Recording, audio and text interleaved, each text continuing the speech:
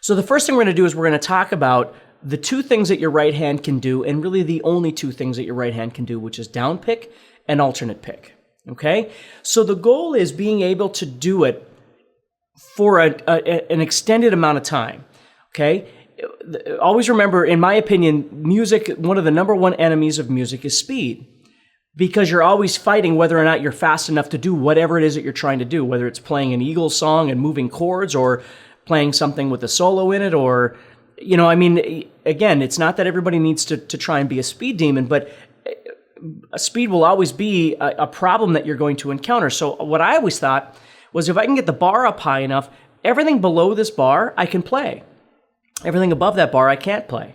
So as long as I can keep pushing that bar up, I can keep playing more and more material, and it's not so difficult that I can't do it. I grew up playing a lot of metal, and the problem with metal is like you'll start a song and you'll get 5 measures in, and then all of a sudden you'll get to the measure 6 and go, holy crap, I can't play that. And then that's the problem. So what I learned was, okay, well, let's take that measure 6 then and pull that out and figure out what it is about that measure 6 that I can't do, fix it, and then plug it back in. Now, again, I'm not trying to talk your ear off, but I just want to give you some tips to think about. When I teach, I always tell people there's 2 different kinds of songs, because we as guitar players should be playing songs every day of our life. We should be playing just music by other people, because that's where your influence comes from. That's where your inspiration comes from. Sparks, light bulb goes off when you're playing music.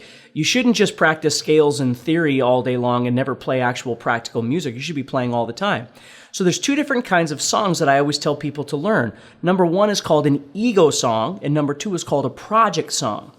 Okay, ego songs are songs that are relatively achievable in a short amount of time. So if you sat down and you tried to play whatever song by Neil Young or whoever it might be, I'm not picking on anybody, I'm just saying whoever it might be, and your talent level is enough to where when you play along with it, you pretty much get it right away. It doesn't take a lot of your time. And they make you feel good. That's why I call them ego songs, is you can tap yourself on the back, you're feeling good, it makes you want to play, you're not overly frustrated.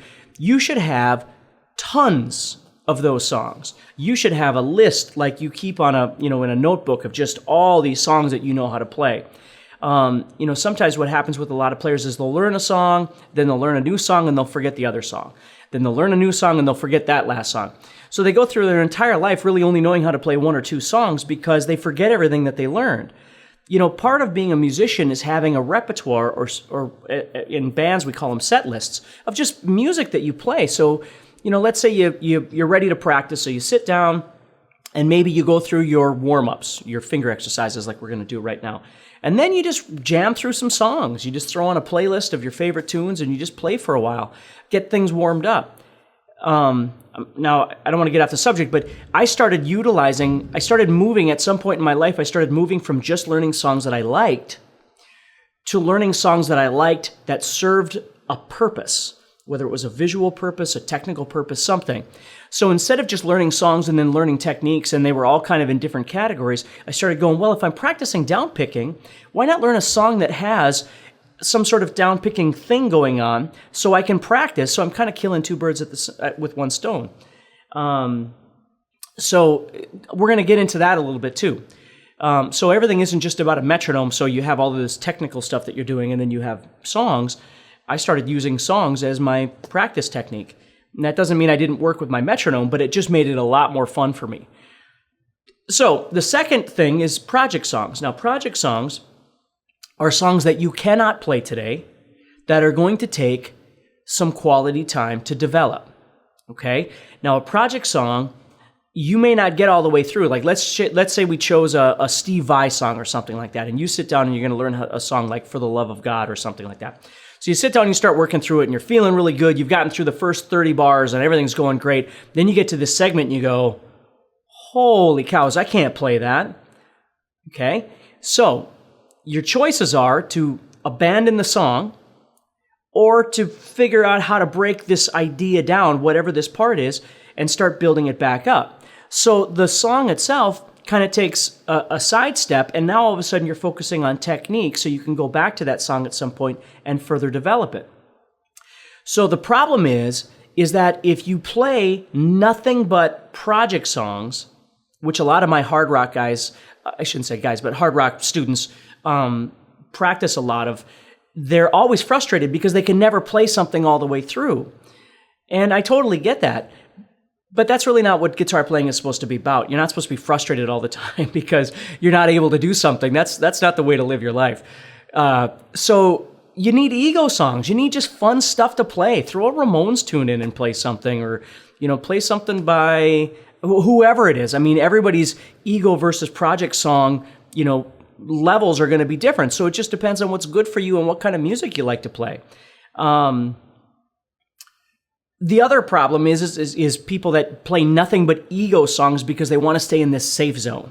So they're never challenging themselves. They're just staying in this ego song category. I've even had students that have gone as far as to say, well, I'm not going to learn my bar chords because they're too hard. Just give me songs that, use open chords or capo or whatever. I don't want to go into bar chords. And the problem with that is obviously it's very limiting. So what I say is every day of your life, you should be practicing at least 3 or 4 different songs a day. They don't have to be different songs every day, but you should be playing through music, just whatever it is, finding new things. Maybe it's a whole song, maybe it's a segment of a song, whatever it might be. And your ratio probably should be something like 4-to-1. 4 ego songs to 1 project song, something like that. But you've got some sort of project song that's pushing you along. Maybe it's, Stairway to Heaven. Maybe it's, Whole Lotta Love. I don't know. I mean, it could be anything, but you're finding something that's challenging and it really makes you sit down and think, wow, those bends are really hard, or wow, that little lick was really fast, or wow, that picking thing is really hard. I mean, it could be a million different things, but that's what makes it a project song. And then you counter that with these ego songs, you see? So I want you to always think about that as a daily practice as well, as you're not just practicing technique and you're not just practicing theory, but you should be learning from the greats. Every day you should be playing songs. And maybe the song isn't perfect. Maybe everything about the song isn't exact. Maybe you learned the song, but you didn't do the solo. Your job isn't to feel bad every single day because you didn't do something exact. I was reading the Slash, he has an autobiography, and there was one segment in there, I don't remember it verbatim, but he's talking about how he used to learn all these songs by ear, which is, of course, how I learned how to play too, because back then you didn't have the internet and you didn't have MP3s and you didn't have any of that kind of stuff. If you wanted to play music, you had to figure out how to do it on your own. So maybe everything that you were playing wasn't perfect. Maybe it wasn't in the right position. Maybe some of the chords weren't exactly right. Maybe some of the licks weren't exactly right. But it didn't really matter because it wasn't about whether or not you could play it just like Eric Clapton played it. It was the fact that you were playing. And you were feeling what you were playing, and you were seeing what you were playing because you thought about it, and you figured it out with your ear and your eyes. And so when you went to play, it was more authentic. It felt real, as opposed to reading it off of a piece of paper. And of course, that then transfers into something inward, because you're playing songs. So as you're playing whatever, whatever it is that you're playing, you can feel that. You can feel that groove, and you can think about those movements and that little vibrato that you're adding in, or whatever it might be. So it's not so much whether or not you can play the whole song, it's are you grooving with what you got? Because maybe you get to the next part of that song and you're like, boy, I can't play that part exactly the way that person does, so I'm just going to do it this way and have some fun with it. You can't feel bad about those things. That's education.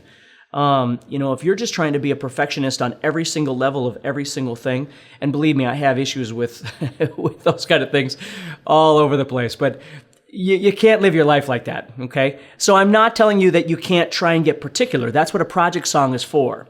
But if you try and take every single thing that you ever do ever and try and make it particular and absolutely perfect on every level, you're going to drive yourself crazy. So relax. Have some fun. Remember why you started playing guitar in the first place.